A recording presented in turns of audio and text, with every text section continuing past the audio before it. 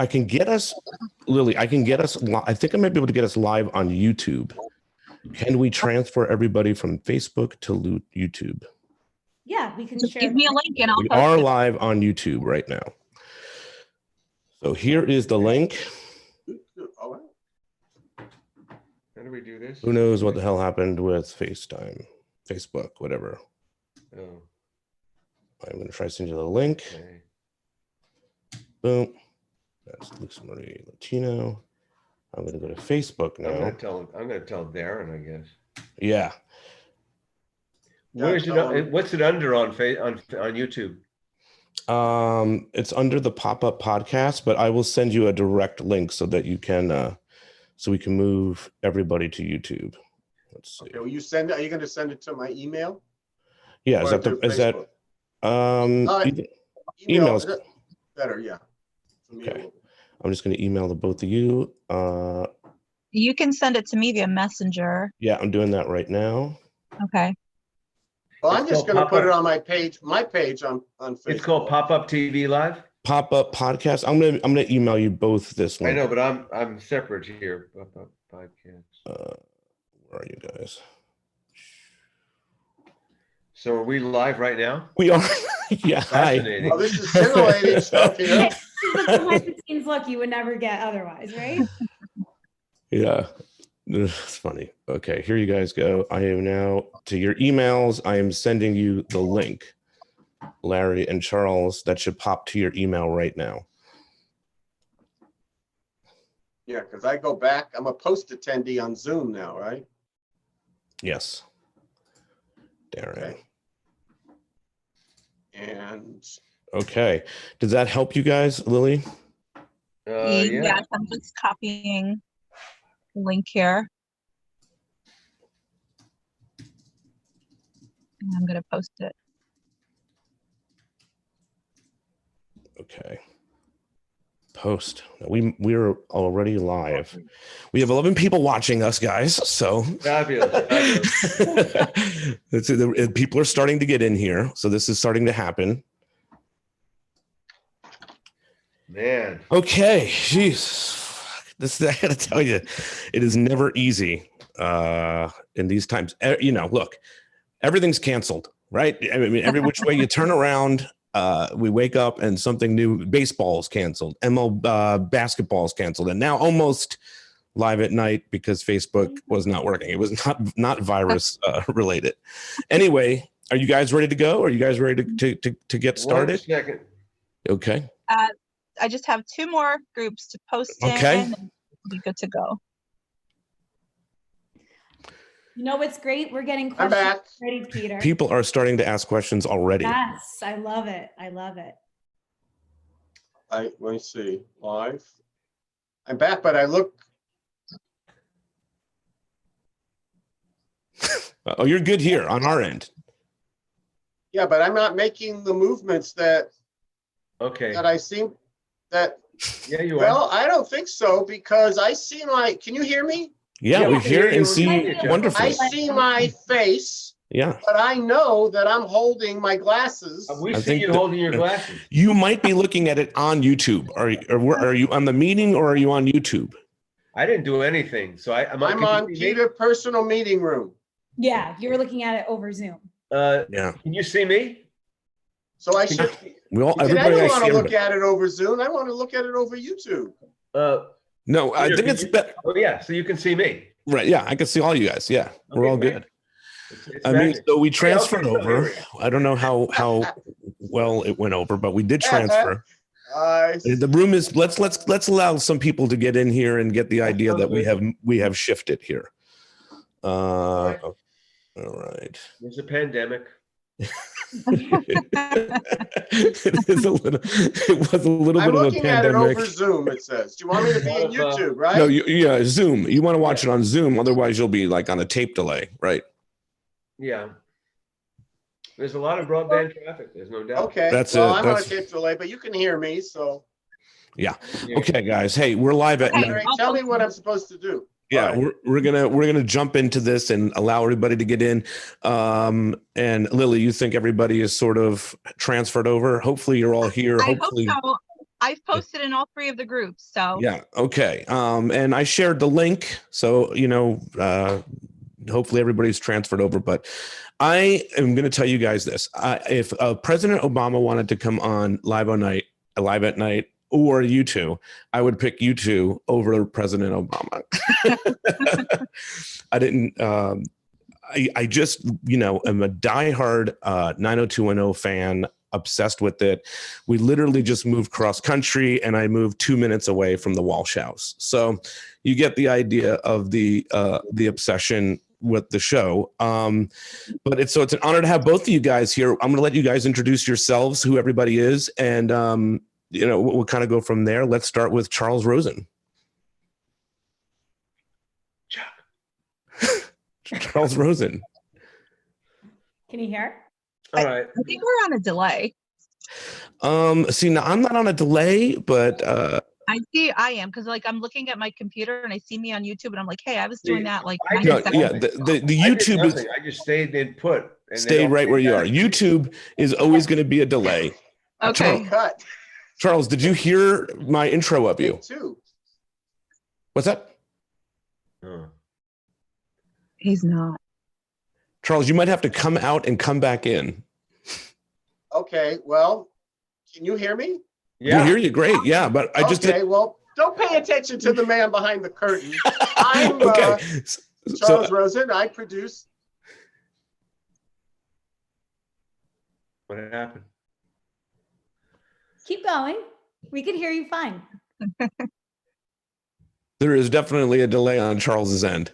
Yeah. I came to this through YouTube. Should I get out of YouTube? Yeah. Yes, You should get out of YouTube and watch us on Zoom. Yes. Go Mhm. back to the Zoom. I got it. Okay, I got it. I got what you want from me now. I told you I like analog. Yeah. I mean, the technology has been insane. Here I am. Now we can start. All right. Let's see if I think Darren has let everybody know. Darren, thank you for Who letting is everybody Darren, know. by the way? Who are you referencing? Darren Darren? Martin, the number one fan. Yeah. Oh, okay. Yeah. Number He's the one friend of the 90210 show. bro. The keeper of the code. 90210 The keeper of the right? code. Yeah. Yes, 90210 Yeah. bro. Anyway, so Charles, go ahead, introduce yourself. Hi, you guys know me as Charles Rosen, but my friends call me Chuck. Nice. I was the executive producer in 90210 for the first 144 hours, 6.5 years of TV crammed into 5 seasons. And my takeaway from the show is that the show tried to kill me. literally. Yeah. And Larry. I'm Larry Mullen, and I came on at the beginning of college, and I left at the end of college, and I wrote and produced and executive produced 128 hours. Wow, amazing. And then we have two diehard fans. I'm going to let Lily introduce herself. And Lily is in charge of the groups, and we're hoping that the groups have found us here. I think it's slowly starting to trickle in. Yeah. Yes, it looks like it. So my name's Lily, and I manage 3 of the Facebook groups, some very active groups with some diehard fans. So I'm honored to be a part of this. Yeah. Awesome. And then Lisa Marie Latino. Are we calling you something different these days? You call me whatever. Yeah. I'm really just a fan. I'm not really affiliated with any group, but Peter Cool. and I have bonded over our love for the show. Locally here in New Jersey, I have a video production company. We do corporate video, commercial video, and we also produce a local television show called Hip. Nice. New Jersey. So I'm just What's the name of your show, Lisa? Hip New Jersey. Oh, Yeah. right. Yeah, Yes. it's lifestyle. So the best places to live, work, and play all around the Garden State. Very cool. It's So a I great show. host it, I produce it. It's a lot of fun. So it's an Not honor. like as your show though. Yes, right. So it's an honor to have the two of you here. Did you both start and end at the same time? No. Oh, no. I did That the brought first me 3 in, years of the- high in school. the, We had 2 years of overlap. Mhm. Very nice. The 4th and Yeah, 5th seasons were our seasons. And Larry, you were longer. No. No. Yeah, you Okay. went to college, 6 and 7. I did 128. I don't know. It was hard to say because we did 32 a year those 4 years I was there. Yeah, Larry did 4 seasons and I did 5 like seasons. 7 years. But Chuck brought me in. Chuck Interesting. hired Larry. and he was smart and brave enough to bring me in because I was coming off of Renegade, which was a karate kick and bounty hunter show. But what I was looking for specifically between seasons, the high school years, was that to get a little more that we, guy humor into it. Yes. And that was, we had that in our second year with a writer named Jonathan Roberts, who was a really nice guy, did a couple of scripts, and then he went on to write The Lion King.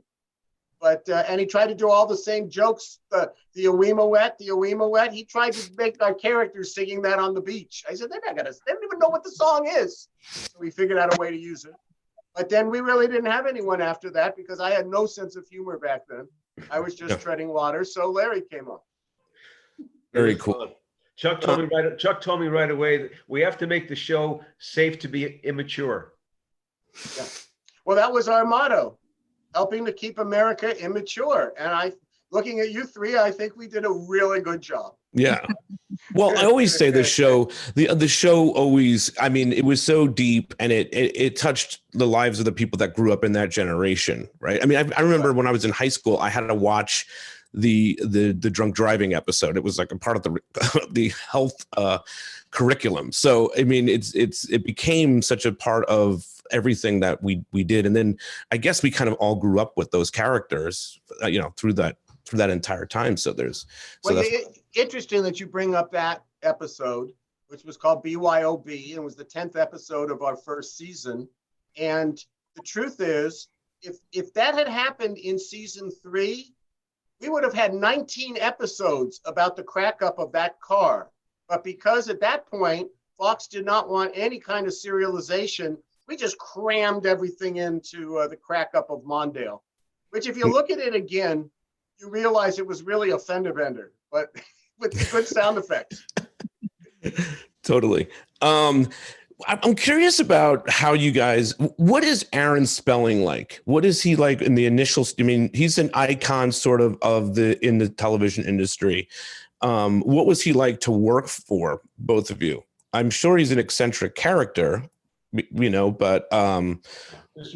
You'd have to go upstairs to see him. You'd go up the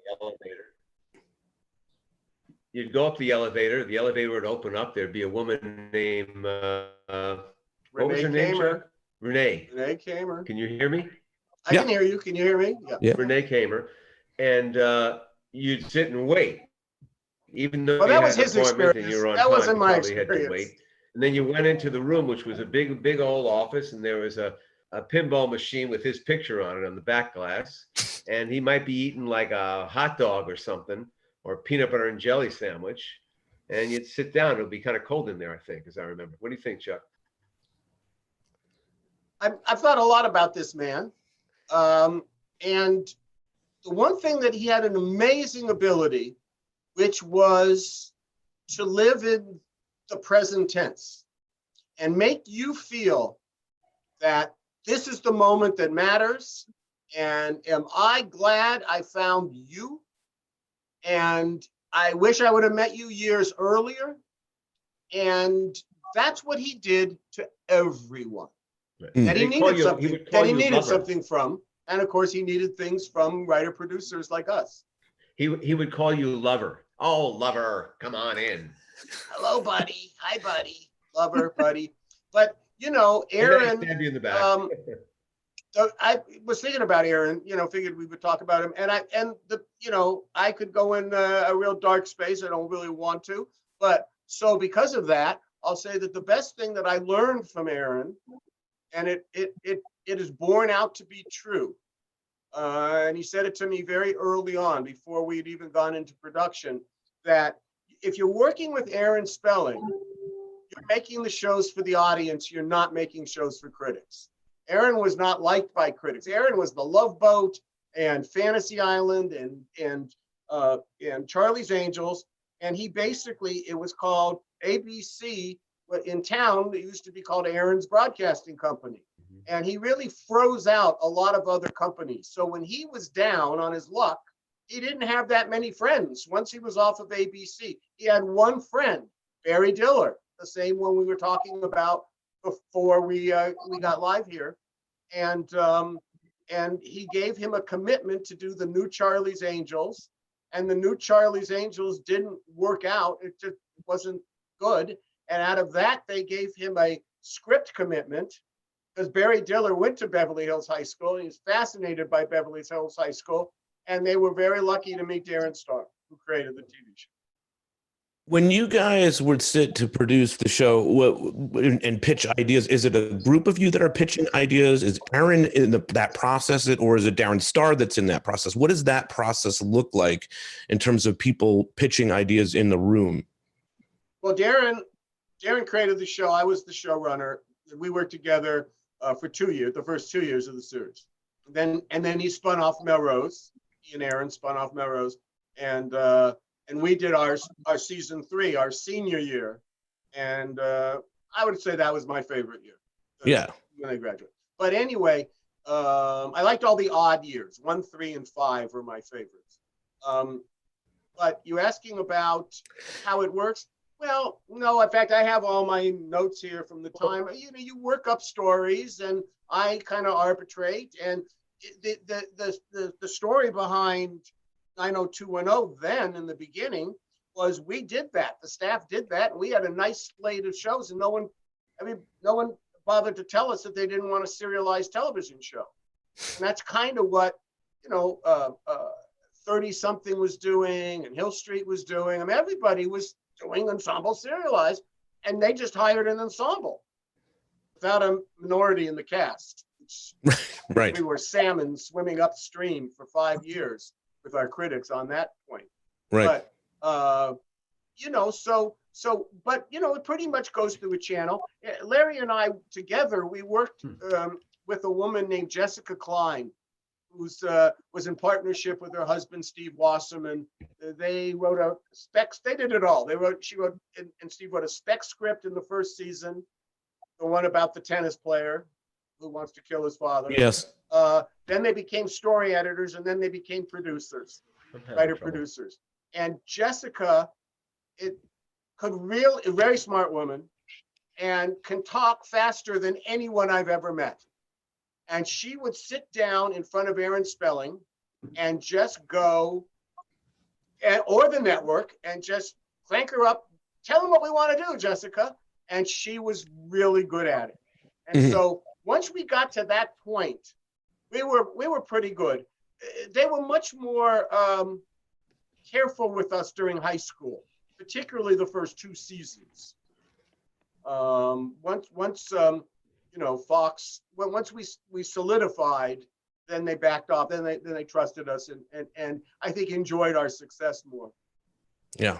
I mean, my experience was we would go up there with usually the producer and writers of the episode, and Aaron would invariably say, "What's Donna doing this week?" And we'd start there, and then we'd basically work through the story, and he would give some insightful stuff because he really knew what he wanted.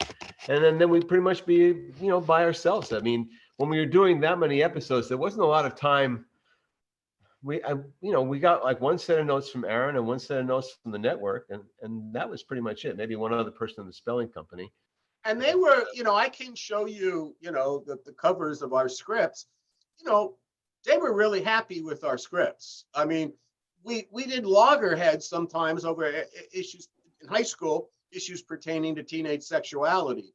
But, we didn't have too many. I think I threw out one script the whole time, just threw it out and said, we're eating this. It didn't work. I can't even remember what season we did that.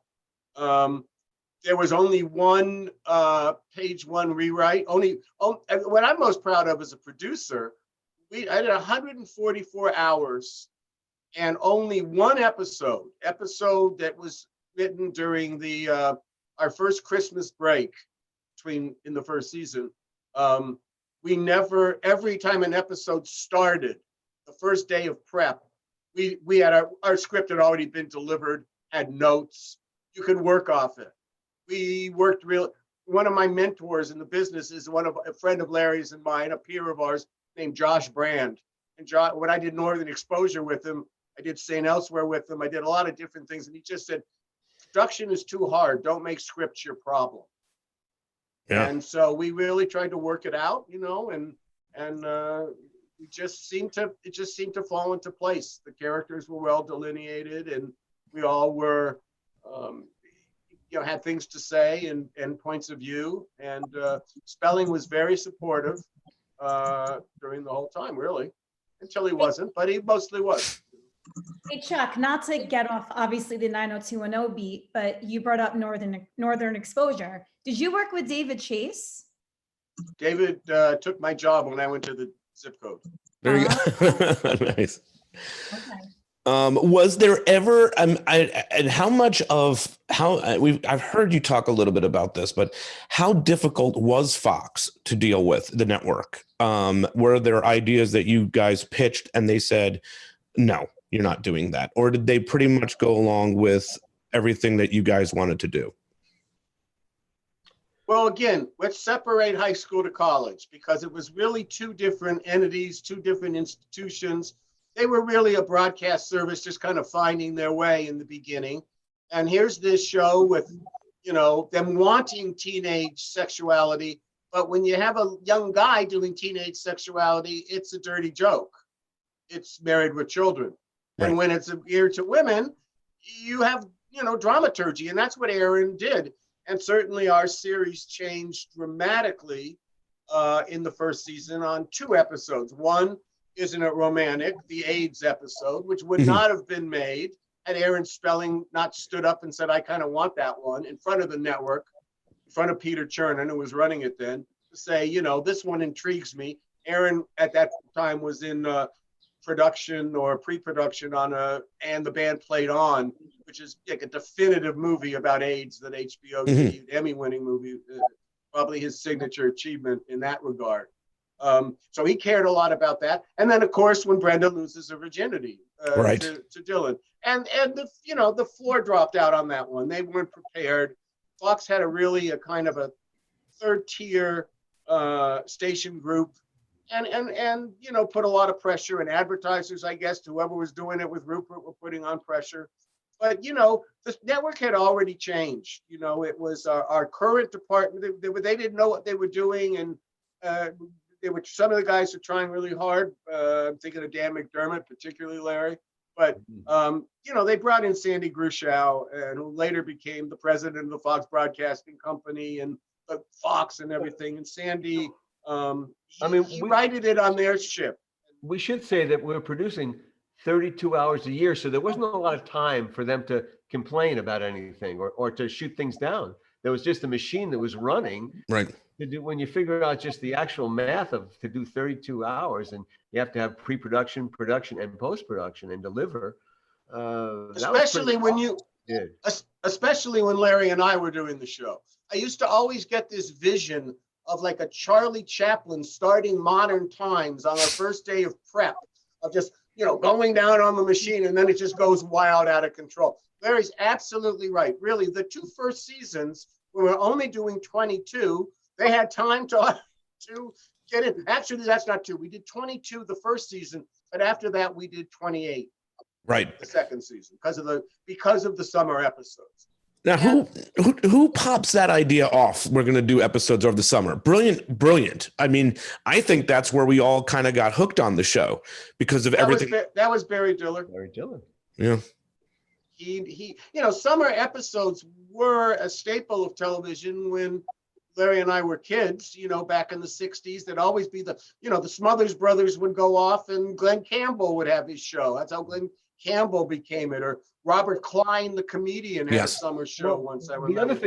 The other thing was you could have original episodes against reruns, and you can make some traction in the ratings. Right. It just hadn't been done in a while. Although, what am I saying? Northern Exposure, we had done it the year before, and we had a cult hit status, and Barry, I'm sure, looked at that and jumped on it too, because they had already determined really early on that that our original audience only wanted first run shows, and they weren't there was no obsession going on. They weren't going to go back to see something they already knew. And so that profit that they were really making on the shows were a little bit neutralized by that. So they really encouraged us to do first run and only, and that was tough stuff. And then we had to do double ups. Yeah, I'm going to let Lily jump in here because I know there's a lot of fans with very specific questions as you guys are ready for that. So give me the first from fans, and we'll start there. What do you got? So one of the questions that's not so in depth is, out of the entire group, who pulled the most pranks? Okay. Larry, do you have an idea for that? I would think Jason, or probably Luke, actually. I don't know. I mean, again, the writers and producers, we were on one side of the hill and the actors were on the other. So we didn't spend, unless we were there to watch production, we didn't really spend a lot of time with them. We had our production meetings at our warehouses in Van Nuys, the heart of the valley, and Mr. Spelling's office was on it was on Wilshire Boulevard in what's called the Miracle Mile, right across from the La Brea Tar Pits. Our post-production was in sound was in Hollywood, but at a different location than where we did our picture. And we did casting mostly in the valley. And so basically my job was to drive around in circles all day, talking on my phone, which was a new thing at that point. I called myself the itinerant producer, not the executive producer, itinerant. Okay. Ogden Nash kind of joke. All right. Wait, before you go to the next fan question, I'm going to put you both in the hot seat. Who should Dylan have been with? Brenda or Kelly? I'll let you go first. I would say Brenda. Brenda was our favorite character to write for, but I would say Kelly. Really? I'm with Charles on this. Yes. No. I direct you to go to the pool scene on the roof at the Bellage Hotel. Yes. And that's really all, for a young man, that's really all you need to see. Brenda and Dylan, though, they were so iconic. And to me, my favorite 90210 couple was Kelly and Brandon. I thought their chemistry. I feel that way too. Thank you, Larry. Larry gets to talk about that because you were there in the 6th and 7th year, right? What? Larry. I mean, you were there when did you the one with the marriage? Yeah. They were a couple when I was doing stuff with them for a good part of it until she got into drugs. But they were a good couple. I always thought that was, an end game. That was, David was going to end up with Donna, Luke was going to end up with Brenda, and Jason was going to end up with, Brandon was going to end up with Kelly. I always felt that was going to satisfy the most fans. That's what we because it was before the internet. So we just kind of had a sense of what fans wanted from the couple of fan mails we would get. Yeah. Yeah, but Kelly and Brandon's chemistry between the actors it was off the charts from season 1. Like as a 6-7-year-old, I felt that. So I always rooted for them to get together. So at the end of season 4, I was so happy. And let's go to the end of season 4 while we're here. This is, it's similar to when probably Suzanne Summers walks out on Three's Company, right? I mean, Brenda didn't necessarily, or Shannon didn't necessarily walk out, but this obviously became topsy-turvy, right? I guess that's the easiest way of putting it. How did it become known to you? I'm sure you guys had arcs thinking about future seasons down the lines and whatnot. How did it become known to you that, okay, we have a problem here with Shannon and she may not be coming back for the next season? Go to Charles. Talking about the second episode of the first year? That's a joke. But anyway, well, an agreement was reached. She reached an agreement with Spelling Entertainment. And we, when I think about her relative to the end of the second, for the 4th season, by that point, her leaving was a fourth plot story. We had Don and David cheating at the school carnival.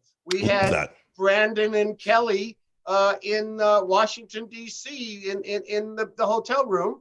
And we had Dylan losing all his money. So And Andrea's having a baby.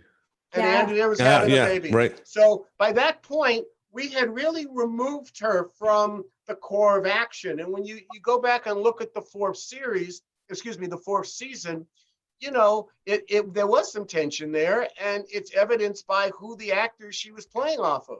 She was playing off that guy, was David Gale, that spelling guy.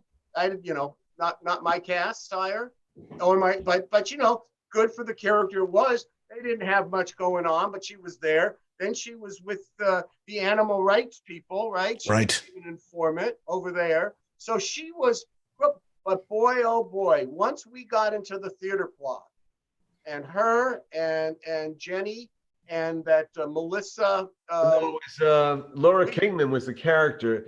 Yes. And the actress, oh, she's terrific. What's her name, Chuck? Oh, it is such an unfair thing because she is really terrific. She's fantastic in the season too. Yeah. Tracy Mittendorf. Tracy Mittendorf. Tracy. Forgive me, Mittendorf. Tracy, because she was also a pleasure to work with. Yeah. And you know, I mean, we were doing Tennessee Williams. I mean, That that's- was amazing you to know? be able to do that. That was so much fun. Yeah. Yeah. And we got a lot of mileage. One of my favorite scenes with Brenda in the fourth season or episodes, I don't know if you wrote that one, Larry, I'm sure we had our hands in it one way or the other, was the one where she's in theater and it's experimental theater and the director tells her she's got to take off all her clothes. Yeah, I think. I remember that. I know. Sounds like you. I created the Roy Randolph character. I remember that. Yeah. Yeah, that was fun. That was, I remember when we had to deal with the Tennessee Williams estate and talk them into it. It wasn't that hard. They actually thought it was pretty cool. I mean, it was, it was a real coup, I thought, Yeah. We just, I love the Roy Randolph character. Did you really create that? How did you how did it come? What happens? How did you create Roy Randolph? well, I was writing that episode, so I got to create the character, but, we just kind of, created some kind of a pompous director from England, just kind of a Brit. And British guys, Yeah, I have friends who are British. British guys really just trade off their accent a lot. Right. Exactly. They sound I lived with one in Berkeley. I lived in one of them with Berkeley, and we both anybody in this co-ed house realized this guy's an idiot, but he talks well, but he's an idiot. So I mean, we gave a lot of points to the accent. But it was fun. We had the auditions, and it was everyone was going for the part. It was a good plot line. Yeah. And plus, you had Laura Kingman, and I think she tries to hang herself, right? On the stage. I think she does. Yeah. I think If she does try to kill if herself. you are a guest star or you kiss Brandon, the covenant you make with 90210 is you have to go crazy. I'm sorry, but it kind of was the easiest way, And, Speaking, sometimes, except with Emily. I was going to bring Emily up. Yeah, that's what I was going to bring up. They made us do that to Christy. I wouldn't have done it, and she knows it. So Larry has a different relationship with her than I do, but I would never have made her be so whack job. Yeah. I would have figured out a different way. Somebody with psychological problems, but figured out a different way to get her out of there. When did it If I become had my druthers, but I didn't. like Emily becomes Brandon's sort of muse, I guess, is that, he's always into Emily. He chases Emily. He goes after Emily again years down the line. Why Emily They were living together. Right. They were living together. And here's the other thing too. I don't even know if you know this. The Larry. real people, right? That got you. People living together. Yes. Right, yeah. So it was easy. We could get to her. She'd answer the phone if I called. It was fun. But One script, we could save money on the script. yeah, but also but the thing is that she basically going back to the early research on the show. Research is a whole division of a network television show. Really hard to appreciate it sometimes. It can be overbearing. Some of the research was really, really awful on this television show starting out. But I think it was the second group of research tested something that I just used after episode 6 for the rest of the time, which was make references to past episodes. and past people. The audience likes to see them come back, or if they saw the show, know about it. And so we have that in research to do. So the term of art for that in television is recurring characters. Mhm. And we had loads of recurring characters. You did do it quite a bit. Like even Ray left and came back for a little something. Everybody would come back for a little something. Was that difficult at times to like, did you ever pitch something like, oh, I would think maybe we should try to get Brenda to come back, or we should try to get so-and-so to come back? Or was there anything that was like, no, we can't do that? Sure. Yeah, I mean, all those things. Yeah, I mean, sometimes it was schedule a problem, but it was sometimes just wasn't going to fly. They weren't going to make a deal, or some people got too expensive, or for whatever reason, they just hit the end of the trail. Yeah. Did you try to get A lot of Brenda? good actors started on the show, or certainly built their career a little bit on the show. That's certainly something. Sure. Did you try and get Brenda back? Did what? Did you try and get Brenda back? Well, we say, hey, can we have Brenda back? And they go, no. Okay. That was That's it. it. I think because Chuck, I mean, the second, Chuck and I, well, first year I started was the end of it. She left and she went to study, acting, which I have to take credit for that, which is kind of sad, but it was that was the joke, because we sent her to learn acting. But she was a terrific actress, a lifelong. Of course. Someone with a photographic memory and just the natural instincts of a master, really. She was excellent. But that was the joke. And then the next year we had someone else. We weren't really asking the fifth year, but the sixth year we did say, hey, wouldn't it be great? Like Dylan, we'd keep her alive. We certainly would stock in occasionally phone calls that we heard from Dylan, and Well, let me ask you, we kept Lily, all the and way to graduation when I was there at the end of college graduation. Wouldn't it be great to have Brenda at the college graduation? Right. Well, sometimes it always was odd to me, like that, there would be like this party or a reunion, a high school reunion or of some sort, right? At some point in our line, it's like, how did Brenda not go? Or a wedding or something like that. How did these characters just say, nah, I'm going to skip my brother's wedding? We would try to cover it. We'd try to explain it, and she'd take some shit. People would talk shit about her for a couple of lines because she was really not, ignoring them. But Brandon would always smooth it over. He was loyal to his sister. Yeah. Very cool. I'm wondering, and I've never even thought about this before, but here's this conversation.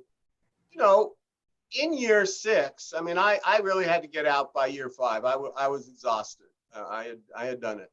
But and I was a consultant, but I wasn't really in the mix as much. I think if Larry was running the show, we would have definitely been in that moment. We would have been in the channel.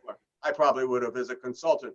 But one of the things is that if we would have really thought out a through line to get Dylan and Brenda together at the end of it, and Dylan goes off the show with her, would that have been what you guys would have liked, Lily and Lisa, looking 20/20 hindsight? Or did you love the Rebecca Gayheart plot and that's it? It's hard to let go of that.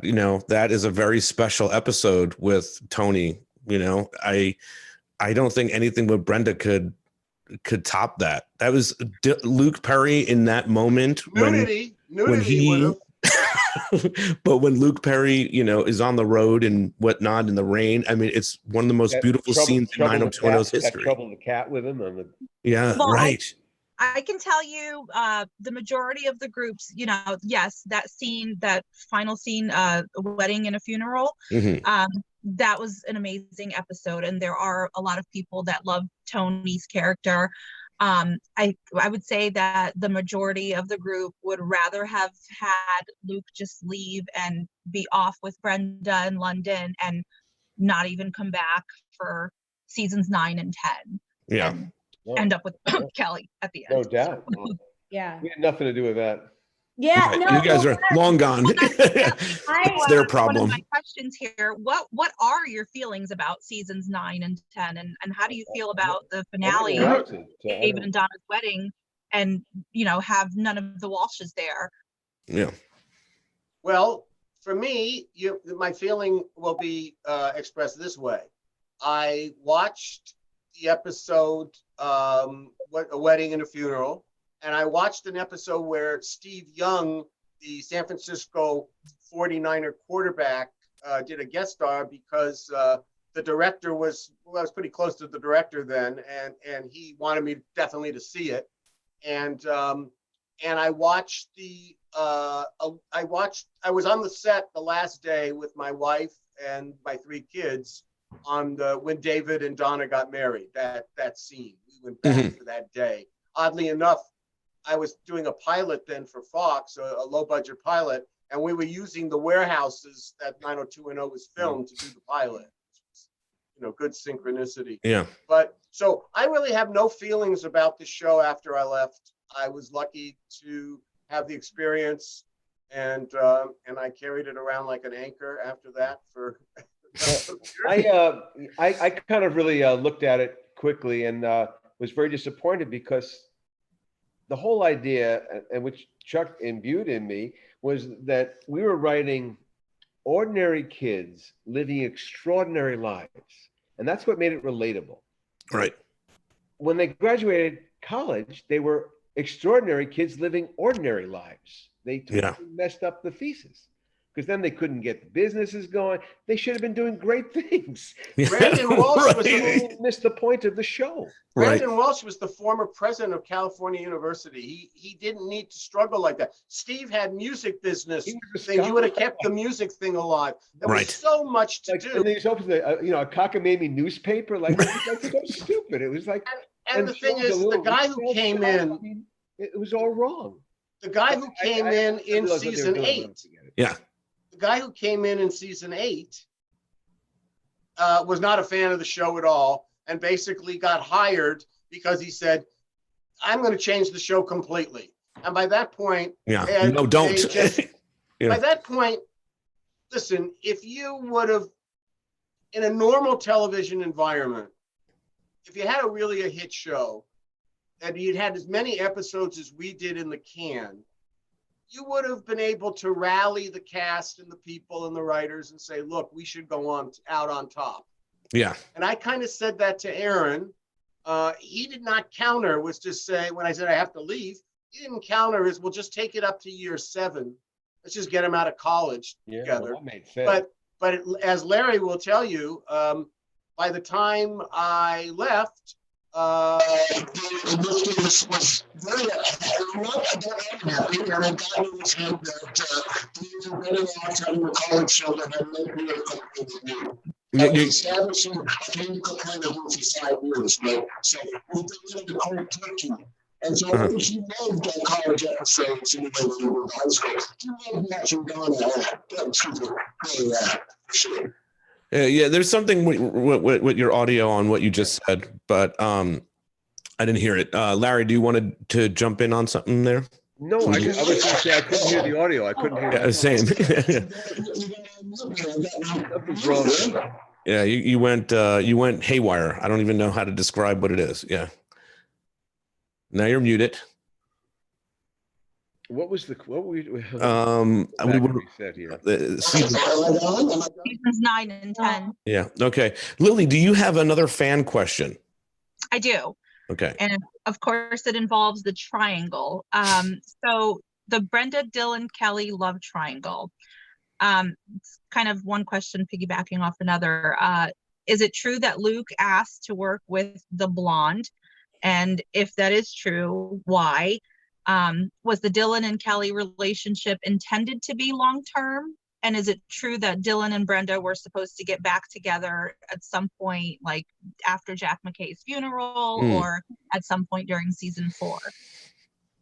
Can you hear me now? Yes. Yeah. Yes. Can't you hear me knocking? Everything that you asked, the answer is yes. Except the long-term intentions, because we were just trying to get through 5 episodes at a time. So long-term, by that point, I don't know. But certainly the conversation, the exact language, we would have put the 2 of them back. The Wassermans, who I mentioned, Steve and Jessica, were big, big fans of that relationship and really wanted it. And that was a time where Shannon just was kind of making it seem that she didn't really want to be there. So those 2 things were in conflict. Where was the haircut? Was Shannon cutting her hair during the production? Did that have anything to do with her leaving or no? No, I don't. You mean back in the first episode? You mean when we No, I started? think she's talking about off screen. In the off screen, she changed her hairstyle or something like that, and it got some slack from what. Right? Is that what you're talking about? Yeah, there's a rumor that part of the reason Well, why she- she no, let well, go but is she cut her That hair. did happen. That did happen. The first time I spent any time with Shannon, it was with I don't you don't know this, Larry, with Tony Shepard and Shannon at some Beverly Hills, like Jose Hebert or somebody like that. Someone really at the top of the Hairstylist, fashion game at the time, Yeah. and to make sure that her hair was the same as the pilot. So if you look at the first episode, that the green room, the one with the shoplifting, you'll see that her edges on the hair is a little much more clipped than the gentle roll. But she wanted to, we wanted Shannon to be the girl next door, and she wanted, in some ways, to be the riot girl next door. Yeah. And God bless her, because she brought that to it, and it's what made the character. Okay. Someone keeps asking on YouTube, so I'm gonna ask it. Was there ever a consideration for Brandon and Andrea to be a couple? Yeah, I mean, We felt sure. that we kept that out longer, that there would remain interest, yeah, I mean, and Yeah. just the series just went a different way. Yeah. I think that. I mean, it was always considered, but it just never. What about It didn't Andrea make and much Steve? sense. At some point, it didn't make any more sense. Yeah. Well, it's that unrequited love. I mean, Right. don't we all have that? And that's what we were using there to differentiate it. And they also were peers. Mhm. Interesting. We weren't gonna, no Me Too movement here. They were in the workplace together, and they were okay with each other. So Yeah. Talk to me a little There- bit about Kathleen Robertson, Claire Arnold. I know that she's gone on to do some really awesome things in the last few years, but what was she like to work with for both of you? Well, she was fun, I thought. I mean, we liked the character. Chip Johannesson, I think, was the first one to help create the character and created the character.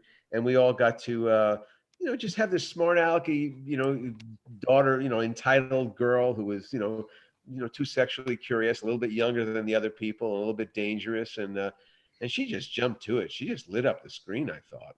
yeah, she was a oneer. She's the perfect example. That was going to be a one and off. Mhm. And he took her to the prom, and that was going to be it. Well, yeah, And we and she knew handcuffed, that we had- herself to his bed. And we knew we had the chancellor's daughter, the wild daughter of the chancellor.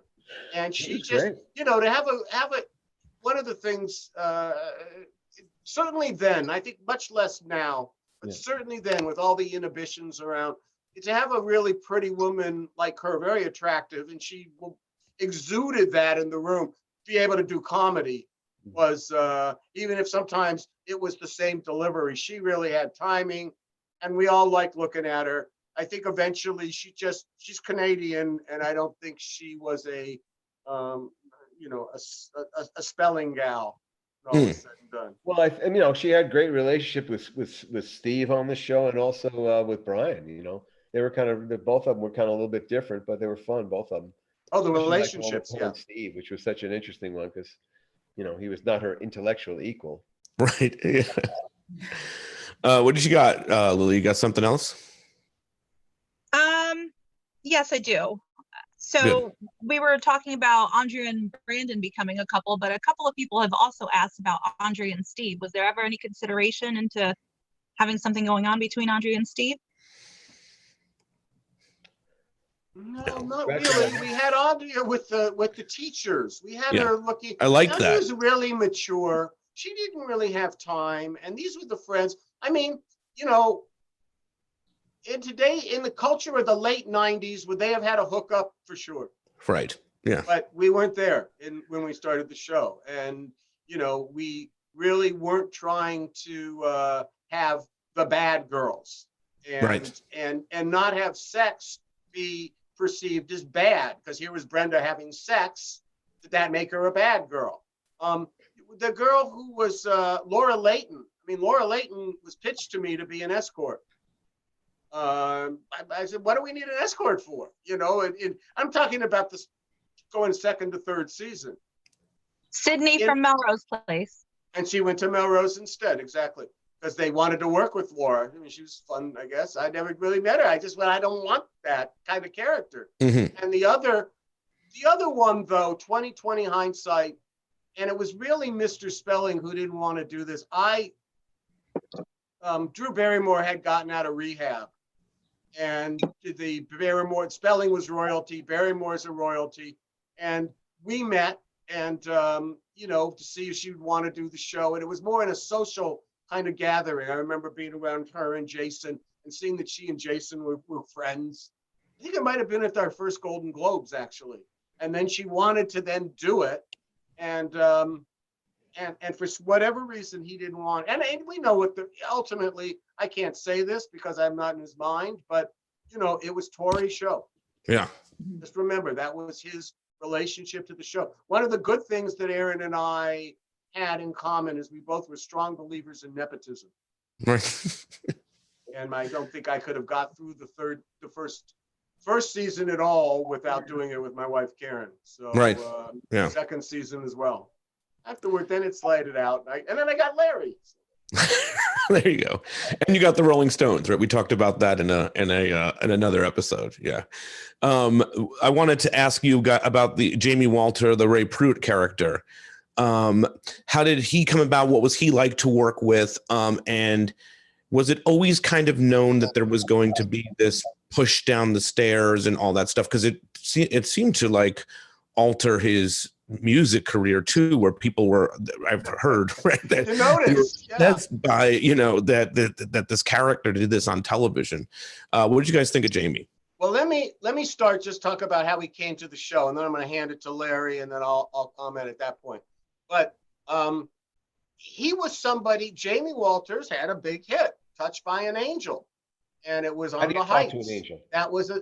That's right. not How do you Touched by an- talk? How do you Right. talk to an angel? Right.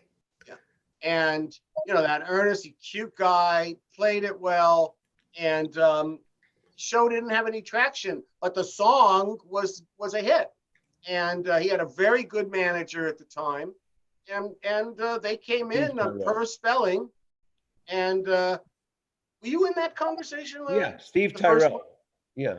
Tyrell, yeah, Steve Yeah. Tyrell, who became a really a prominent pianist and interpretist of classic, you know, a pop. But they came in and we, by getting Jamie, you know, again, we're doing 32 hours. I'm just looking for material. What can I do? How many episodes can I get? How many plot lines can come out of this notion? Oh, you want to be a guy who can play? Oh, we've got an empty warehouse. Why don't we have the Peach Pit have music in the night and call it the Peach Pit After Dark? Love it. Wish it was a real thing. I'd be there tonight. And that's so he was the chicken and it was the egg. I mean, he came first, and then it was when we could do this. And one of the cool things was allowed us to get good groups to come in, groups we probably wouldn't have got, and A, and B, it allowed us to have more shooting on our sets. Yeah. And you know, going on location is fun, but it's a hassle and it costs more money. Producer and me. You know, the Jamie character, we did want, the thing is, we wanted to bring in a blue collar character. That was the whole idea, that Donna would have this relationship with the blue collar character. Once we met Jamie, you know, like what Chuck said, they came in, he had been in a spelling show that failed, and they kind of pitched him to us. And we said, yeah, we love the song, and the kid was good. And then we just could really, we just took it where it went. I mean, no one had an idea that he was going to push down and down the stairs at that point. Right. But we started, you know, don't forget, part of the fun of Jamie's character was that no one else liked him. You know, of the characters in the show, they didn't really approve of him. It was always kind of strained. He was resentful. He had a chip on his shoulder.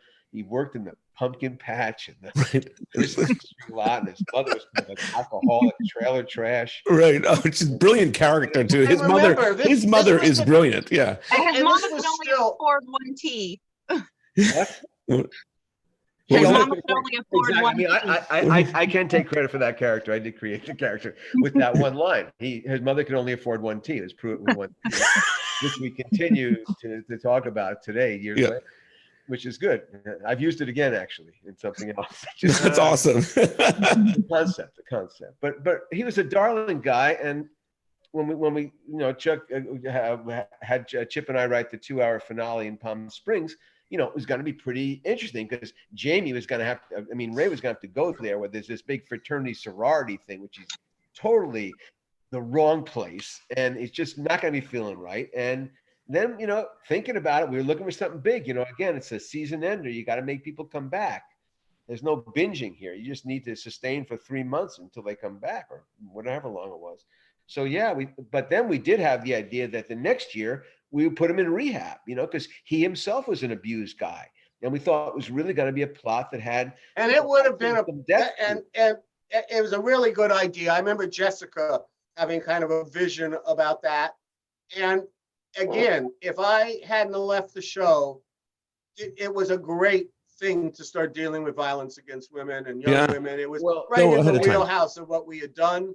And it was too bad. And then, but because of it, there was fallout, right, Larry? Well, what happened was, we had already, we had jumped into the new season. I remember it was Steve Wasserman, our other dear colleague.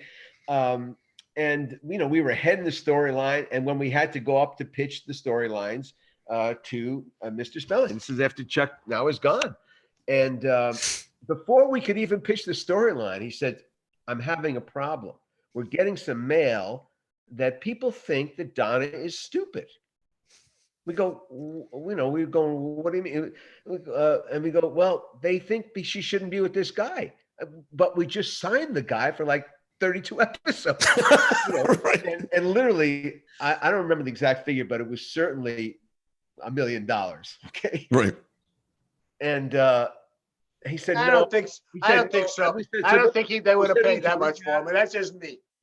I don't think they would have done that much. It was like a fait accompli. We were big because we just spent a month getting storylines together. We're gonna have to throw it all out now. Yeah. No, we have to tell him. So I actually had to tell him. It was a terrible, terrible time. Maybe you could have wanted it, but we couldn't. We were too new. We didn't have the equity with the old man, maybe. But that went by the wayside. He just said, no, we have to get rid of him. That was it. And they just. What you had to do with Aaron. It was bad, but he got paid off. What you had to do with Aaron is Aaron, this is an odd thing to say, but not really, living in the world of chaos with our president. Mr. thrived on stress. Stress was all around him. He lived at stress. He made his life much more stressful than it ever needed to be. And he took a lot of things personally, too much personally. But one of the things that you could always do if you had it there is, in terms of the template, was to basically say, yes, but we're going to do this. So just in terms of the 4th season, one of my favorite moments was when we pitched the beginning of the storyline of Suzanne coming with the daughter and saying, I'm your wife and all that. And eventually they'll steal all his money. She'd be working Coots to steal his money. And Spelling said, no, they'll know from the moment she walks in. And I said, I promise you, when we get to the end, nobody will be thinking about it. And I think you did. It was brilliant. Yeah. Also, Steve and Jessica, it's something that Larry said, and I've talked to Jess about it. Steve, I don't remember ever talking about it, but this was the he would act in stress like this. And the question, and he'd go, oh my God, we got to jump. And they would go, oh my God, how high? And I was on my vacations and they would call me and I go, just tell him to relax. I'll be there. And you could calm him down. He drank more than he should have. And at nights he would get hysterical. And you had to know, when is he coming with these conclusions and this? Now, I didn't get mail. Aaron took that away from me after the 1st season, unfortunately. So I never got that. I didn't, but a couple of pieces of mail. The one thing we did back off on, and Larry knows this, is we would have loved Deshaun to be with Donna. I was just going to ask you about that. Yeah, that was a beautiful little thing that you started to plant seeds for that. Well, yeah, we had there was a kiss involved. There was a kiss that was going to happen, which never happened. It was, I think it was in the episode where David has a blind pianist. There's a Yes. blind story in there. It's the one, you know what it is? That's the one where they had the calendar. Mhm. When they shot the calendar and all the boys dressed up in the calendar Yes. thing. Yeah, Yeah, so that was yeah. going on. Yes, that's where, and Crez Williams, name of the actor, he was in that. See that episode. Right. Again, another example of a recurring character. Yeah. What stopped the kiss? His name was Aaron Spelling. He was He my just- boss. No, he just said that's not Upstairs. something that we're Went doing on this upstairs, show. Went upstairs and pitched it, and we went downstairs without the kiss, basically. Well, remember, Larry's going up and down. My office was always on the same floor. I only at the very end did I go down. I never walked up a stair for a minute. We were the same floor. Now, why were we in this corporate building? Why were we there? Well, because when the show started, the show got picked up. We were in Warner Hollywood, which is where Spelling's office was, and they're moving into this brand new space because he doesn't have as much production. He doesn't need it. And it's a Thursday at about 4:00. And we get and everybody's leaving and the studio's not going to be opened on Friday. And I call the head of facilities who I had just met, who had just put me into this office 2 weeks earlier. And I said, where are our offices going to be in the new building? Pause. Let me call you back. So we had no office. We did the show for 2.5 weeks without offices. And we're back at a post-production of Twin Peaks in a back rooms. That did not play well with the writing staff. No, I bet Who not. did they blame? Yeah. Their first-time executive producer. So, that really added to the stress. Sure. And basically, they had to give me an office that was fit for Obama. It was a huge office. Our corporate office, silly, actually, how big it was. Hey, But I enjoyed it. One thing I remember about that, Jessica would always say, our job is to make sure that Mr. Spelling has a good night's sleep. Well, the day that wasn't her job. you. That was Stoley's job. She shouldn't know that. well, the day you pitched the Deshaun kiss, it probably wasn't a good night for him. No, Yeah. well, what he actually a said, Larry, I Texas remember guy. this really clearly because I only look Jewish. I have a lot of looking at racial issues was something I grew up with and had a lot of Yeah. simpatico for the complexity of those situations. And Spelling, a man from Texas of a different generation, took his cue from his longtime black cook in the house. And she was also a Southern woman. So what she could see in that area was Mr. Spelling's influencer, Mhm. not Martin Luther King, the cook. Yeah. Right. Lily, what else you got? Well, just to kind of add to the topic that we were just discussing, a lot of us feel that Brandon and Charisse, the Popcorn King's daughter, had incredible chemistry. Was there ever any discussion about getting them together, having Vivica come back on, or? When that came to, again, remember, we start with the premise that 90210 was in a hole because we didn't have a really the kind of diversity that you were starting to see on television already by then. And so the idea of, like, how do you do a variation of like the old movie, Guess Who's Coming to Get Dinner? It's Guess Who's Moving Next Door. And we put together that really wonderful cast. I mean, it wasn't just Vivica Fox, who was very, sexy and hot and just starting out. It was Tina Lifford. You'll see her on so many shows, the mother. The guy was, oh, forgive me, he's such a good actor. Who played Shaft? Who? Who was Shaft. the guy the actor? Hold on. Let me Yeah. see if I can. Okay, we're going to Google it. We're going to the Google machine. Yeah. Because that's who was the father. Oh, that's right. Yeah. Bad, I can't remember. Richard Roundtree? Yeah. Yeah. I think that was it. Yeah. So anyway, it was a really accomplished, and the young boy, the photographer, Eugene Bird, has also had a nice career since being a child actor. And I was really gung-ho about it. I had found a collaborator to work with me that episode who was the in vogue. Fortunately, named Judy Ann Mason. She's passed a long time ago, but she had real talent. We got along really well and thought this could be a spinoff. And it was the lowest rated show we did that season. That's the viewing audience of the Fox Broadcasting Company. No way to have that conversation after. Just as for contemporary fans here, you know, when the reboot started to go down after the first 2 weeks, you had no chance for that to survive. Rating thing starts to plummet. It still is, you know, it's pretty hard to make the case. And we had no case to make. Go ahead, Lisa. Yeah. Yeah, no. I wanted to ask you both about the reboot this past summer. What were your thoughts about the meta take that they had on it? We enjoyed the show. Well, you know, when they won me over early on, but when they did they brought Jamie Walters back and redeemed him. I mean, how could you not love that? I mean, the possibilities of working in and out of the show and what they were trying to do with them, it was really going to be interesting and good, and I really applaud them for it. And I really enjoyed really. Yeah, I really enjoyed seeing Shannon. Yeah. How she did the part of it, and I thought my hat goes off. I do some stuff every once in a while. I put my head in at CBS, and I know how hard it is. Their viewpoint of 90210, they own the copyright, and it was tough for them to get it off the ground. And I think they both acted great, and I really was sad that they didn't get another turn. But the fact of the matter is, I believe the show was probably too expensive for the room. Yeah.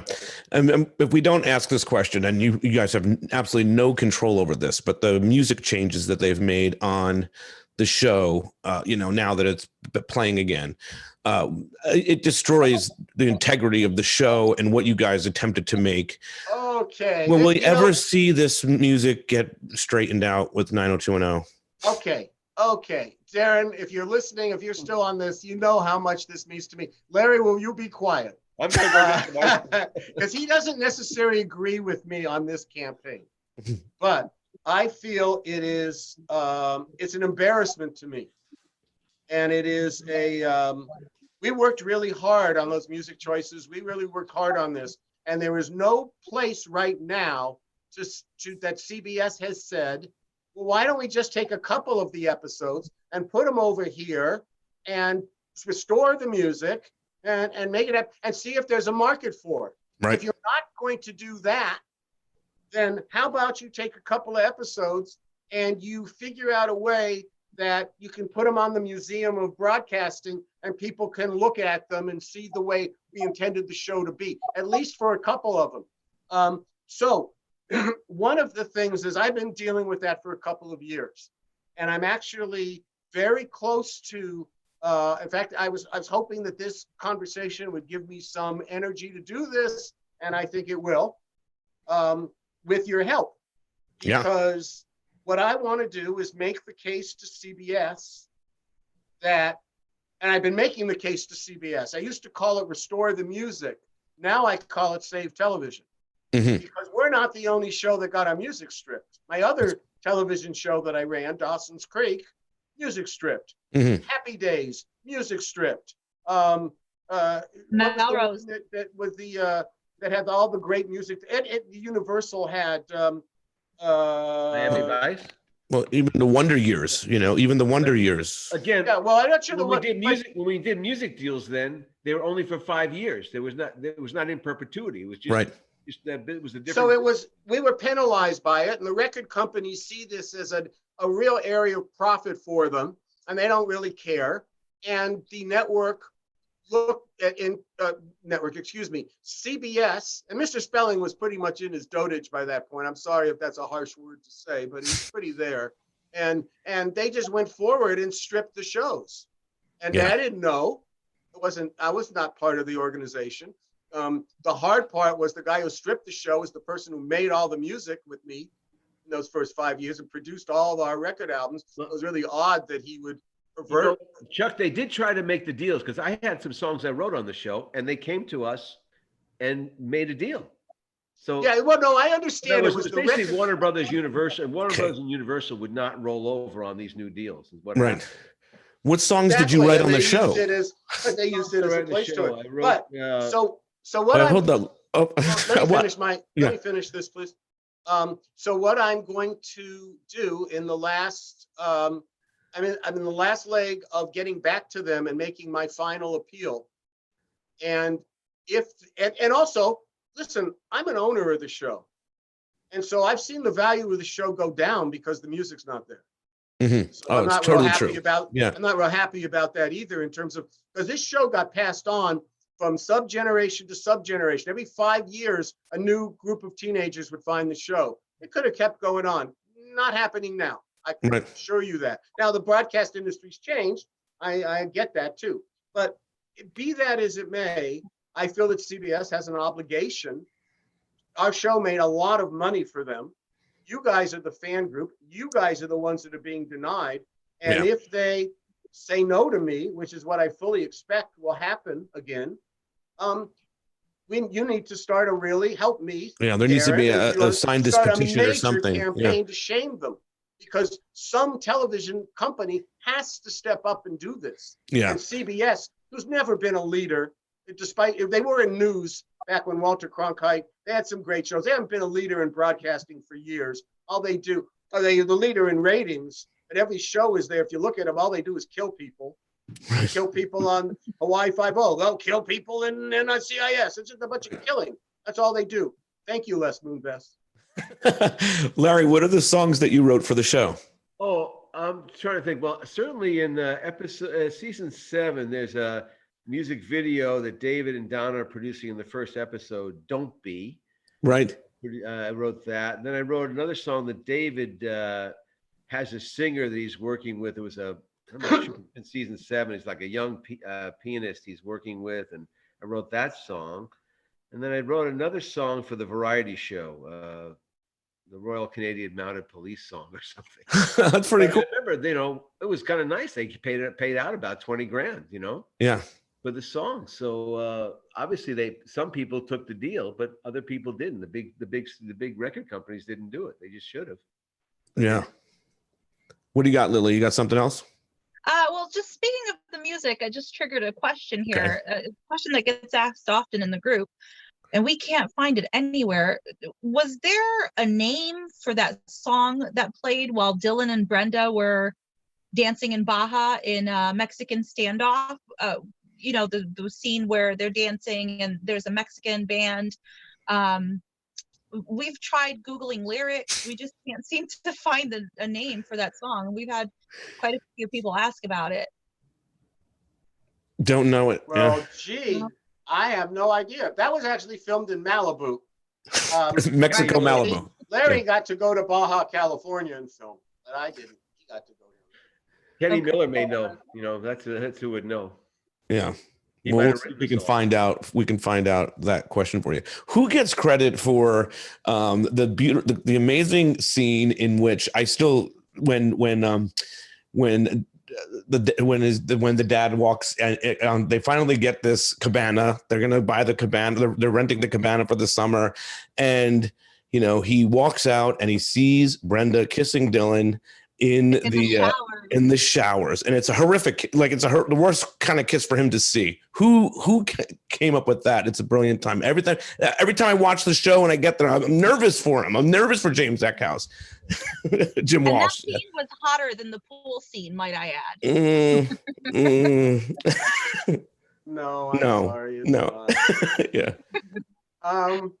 But we did do that. I did that specific. Well, we arced that out for him to come back. Obviously, I mean, let's talk. So all hell breaks loose, and Darren is, because I wouldn't do it.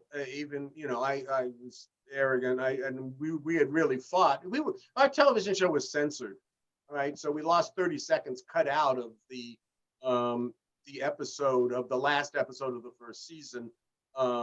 When she tells them I'm late, they promoted it all week and then they cut it. So I wasn't in a really good, and didn't tell us. So I wasn't in a really good mood as it came to the show. But Darren, God bless him, he said, this is what they got to do and we're going to do it. He saved his fights for later. He was still young at that point. And he wrote that episode where Brenda's I can't do this anymore. We broke up and this. And from that moment, starting from at the exact moment after that, it was how are we going to get them back together? This was that entire model. Everything talked about that was for us to appease a group of advertisers who were threatening the Fox Broadcasting Company. Wow. And we Wow. couldn't even deal with anything sexual in the second season at all, or boyfriend and girlfriend. It was just, not much kissing between, and spelling like kissing. Very little kissing in the second season in this. Not very much conversation. And then finally, Karen and I just went, oh, fuck it. Magic Johnson has got AIDS, and the Anita Hill trial I'm looking at on television, and William Kennedy Smith is on a rape trial in Florida. What are we protecting the kids from? And out of that came everything you want to know about sex. Mhm. Everybody's doing it, is what we called it, and that was everybody's story had to do with sex. And after that, the battles kind of stopped. It's interesting too, because I feel like some of the stuff that happened with Dylan with the drug addiction, you guys did go hard. I mean, so whatever you guys were, whatever kind of pushback you were getting from the network at times, I mean, like he was doing drugs, and even Kelly was addicted to cocaine at one point. So why? Well, once we went to college, we had to have more adult themes. I mean, they let us have more adult themes because Fox, it was an 8 o'clock show. But because Fox only programmed 2 hours, they considered broadcast standards considered a 9 o'clock show. So they had a little edge on the other stuff we would be competing with 8 o'clock. We were a little bit more risque than they were. Yeah. And right from the start, that first episode, The Green Room, we established that, Dylan is in AA. Yeah. Yeah. So it was What about the always Kelly there. cocaine? Kelly's had some crazy things. The cocaine thing obviously is outrageous, but even her getting hooked on the cult, That was so great. Who created Finley? The cult stuff with Professor Finley and the Yeah. chair and stuff. Yeah. Who Incorrect. created Finley? The villain was a Well, he was Chip good, did though. again. Actor Alan Toy. Yeah. Chip, Larry's referenced him, Chip Johannesson, and he's my, he's gone on to be an Emmy winner. He's the producer and showrunner of Homeland. He did 24. He's a very bright person, and really the work he did on 90210, I tapped into his young side, I think, but very funny. Didn't he? He was in Lampoon. He really a very talented individual. And he, looked at, the world, just kind of in a different way, would come up with this. So he came up with the cult. He basically, the language of the cult, and a professor that would be kicked off campus. There were because- Negators. Yeah. Like, all the language. Yeah. I mean, it was all right from the start. Fucking brilliant. Yeah. It was a lot of fun. It was perfect. When I was a campus freshman stuff. at University of Wisconsin, a really popular teacher was kicked off campus. So I remembered that and kind of used that. And this is where it came out. Yeah. This was the basis of that. And what about her cocaine addiction? Who comes up with that? I was done. I wasn't there. I wouldn't have liked it. Larry. Yeah, That was you. we were going to have a bad boyfriend. So we had that guy Colin come, the New York guy, and he was an artist. And, the cocaine thing just kept rolling. And, Yeah. we were kind of drawn from our more nefarious experiences ourselves. And it was, it ran its course pretty good. And then we had her in rehab, and we had the crazy other girl, Paige Moss. Tara. Oh, brilliant. Yeah. Tara, Tara. we kind of stole the single white female plot a little bit. Yes. Shamelessly. And, Oh, that's a good one. and that was kind of fun. She was really a crazy character actress, this Paige Moss. I don't know whatever happened to her, but she was. Yeah. She's fantastic in it. Yeah. Lily, you got any more? We're getting to the end here. Yeah. Okay. Yeah. So maybe two more. Okay. Who were your favorite guest stars, and what are your feelings about the 2008 CW reboot 90210? Let's do guest stars. Oh, I got one. Monica Schnorr. I think that was her name. Chuck, she played the transvestite. I'm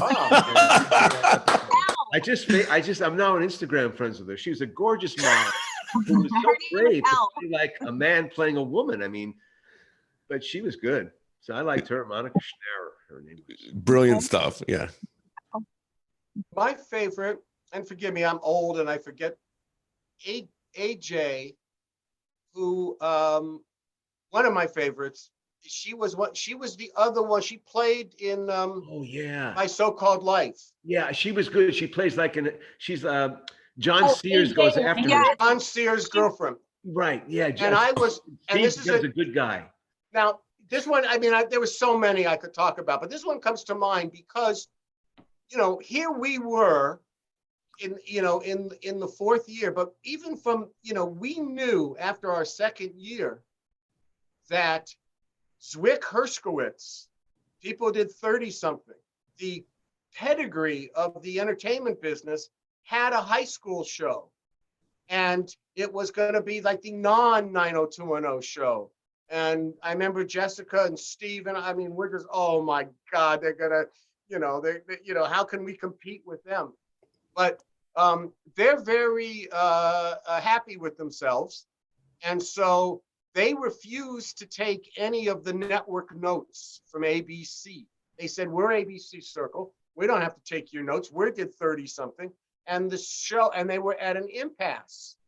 So this very talented young actress that they had hired who couldn't work and was there was like, would you like to come and do a guest star for us? And she was great. She was a real star. AJ And, Lang, maybe? AJ Langer. AJ That's it. Langer. AJ Langer. Yes. Yeah. And I looked her up recently and she like married royalty or something Did like she? that. She Wow. was really a wonderful person. And I remember I enjoyed her a lot. The People Under the Stairs. I liked her in that movie. Mm. But I also really like Crez Williams, who played the basketball character we were talking about. I love that, they just were in arcs, the ones you have. I love Mrs. Denise Dowd. Is she a guest star? No, she's more a recurring character. Yeah. You met more like a one-off, I think, right? Yeah.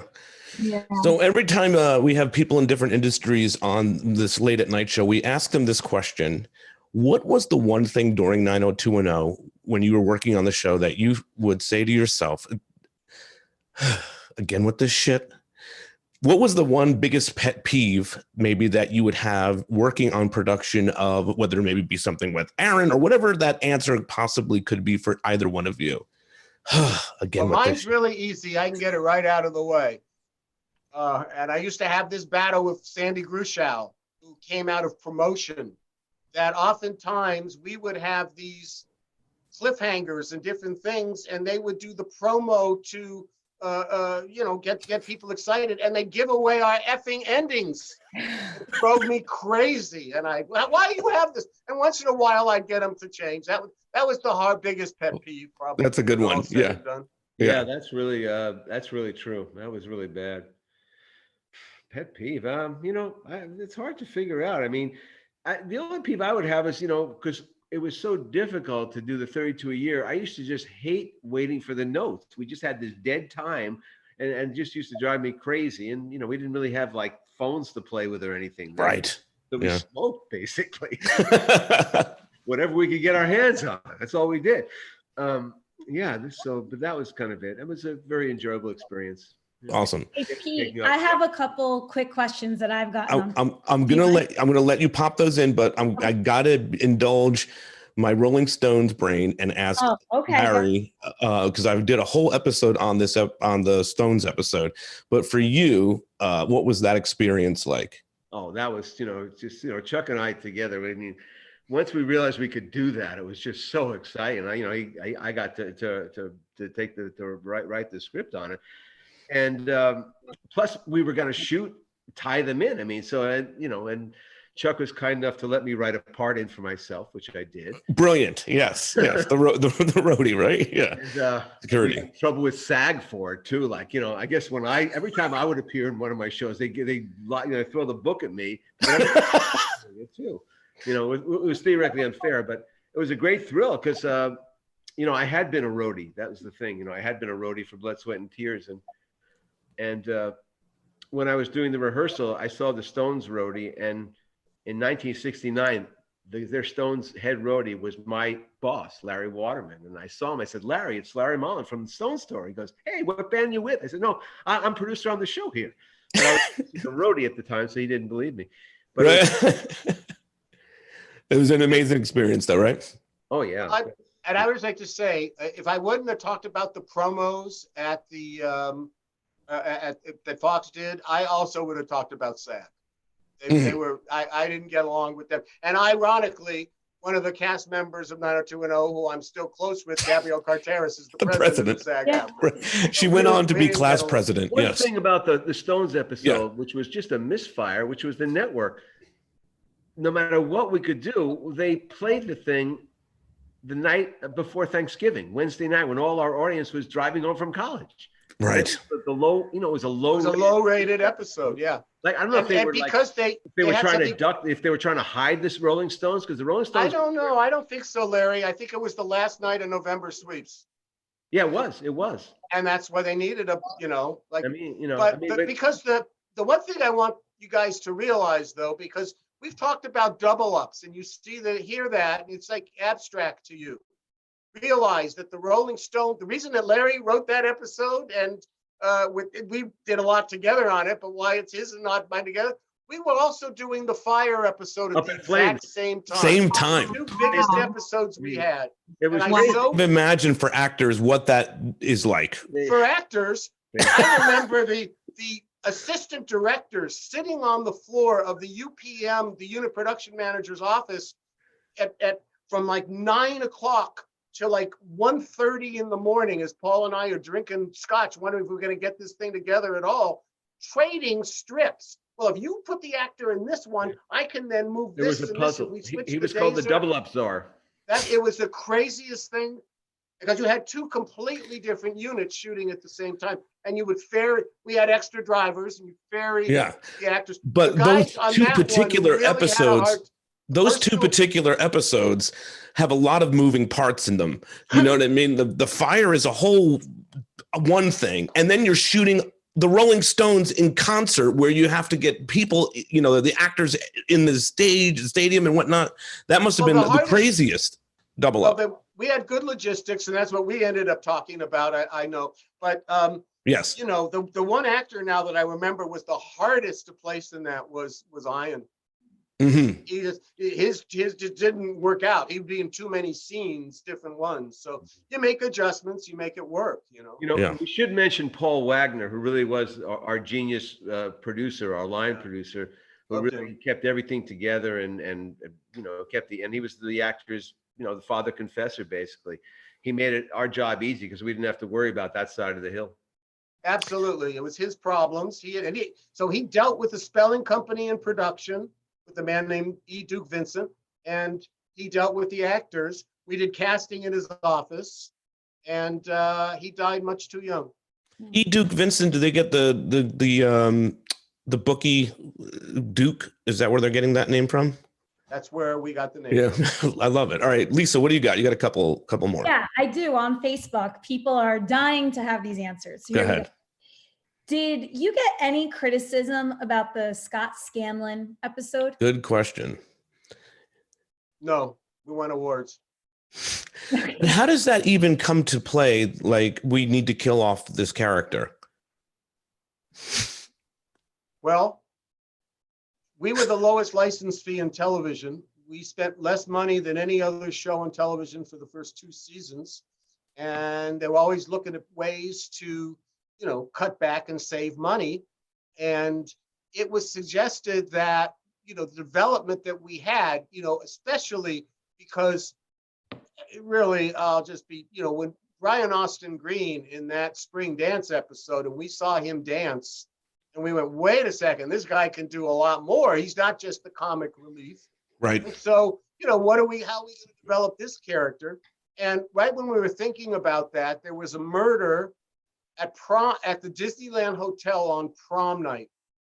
And I thought, oh, that is the saddest thing, to have a young person die on a special occasion like that. And that got me, and my issue now, among others, is gun violence. And so it was a way to do that.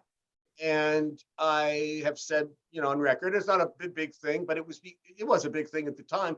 It was the only episode that Miss Aaron Spelling and Sandy Grushel, the network and the studio asked me not to do, that I ended up doing.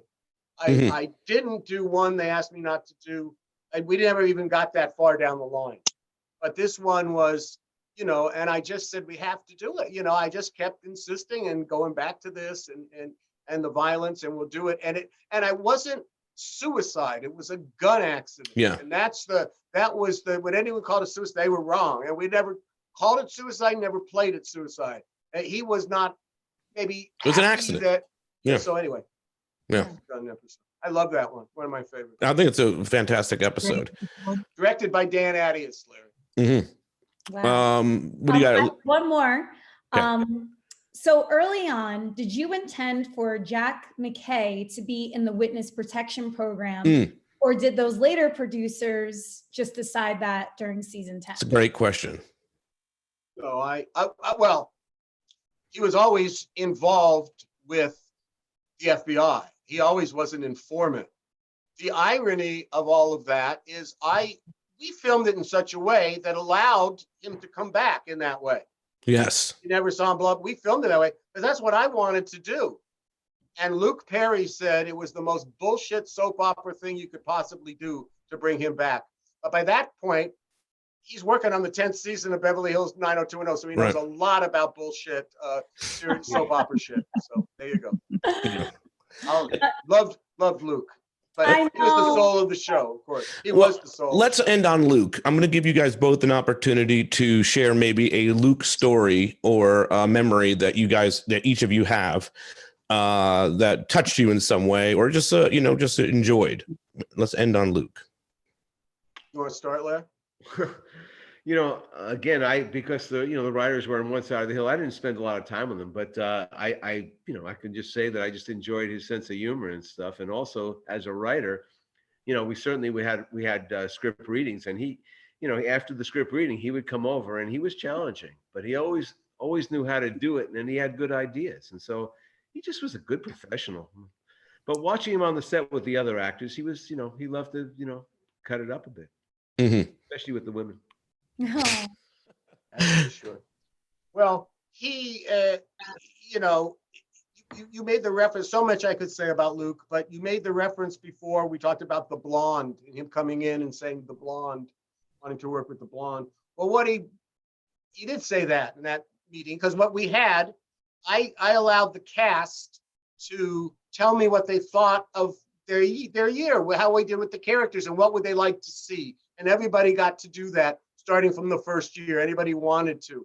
And Luke came in, and we had done the spinoff for Melrose. We had Jenny over there, and we had, let one of their characters be introduced in our show, and that to accommodate Aaron and Darren Star. And Luke was furious about that. And he said, you're going to take it down. You're going to be a soap. We're going to do this. We got to scramble up. He always did that. And when we got then to the 5th season, and it was, I want to be losing everything, and I'm going to play it hard, and we're going to do drugs. Yep. The truth is that both in the 3rd year and the 5th year, the caliber of his work, if he was on a different show, he would have been a serious nominee for an Emmy. But he was on our show, so we got a Golden Globe nomination, a couple of them. But he did seriously good work when he played a down-and-out character. And he wrote me on the cast. The other cast wrote me a script, and he said, we butted heads and did this, and the last thing he said, and I'd do it all over again with you anytime. And that's how I feel. That's really nice. Well, guys, I think we did a really good job. I mean, we've been here for a couple of hours now talking about 90210. But by the way, we probably can go like 10 more hours. We will not tonight. Anyway, I would love to have you guys both back here. But I've been all about gratitude these days. And listen, there's a lot of people that are watching this right now. And to the both of you, you guys were a part of creating something that truly gave us all something very deep in our lives. And even if it's just a joke or saying one of the lines that maybe one of you guys came up with, it's a part of our being. And you both we're very thankful and gracious to the both of you for the work that you did on this show. And I think that I probably am speaking for everybody who's watching this right now. And thank you guys for doing this, Lily and Lisa Marie. I appreciate all the extra questions and whatnot. And next time, maybe we'll try to get Facebook working. We'll see. But thanks again, guys, for doing this. All right. Thanks so much. Thank All you. right. Heading Later, out. guys. Stay So much. safe, everybody. It's Stay so fun. safe. Thank Yes. you. Bye-bye.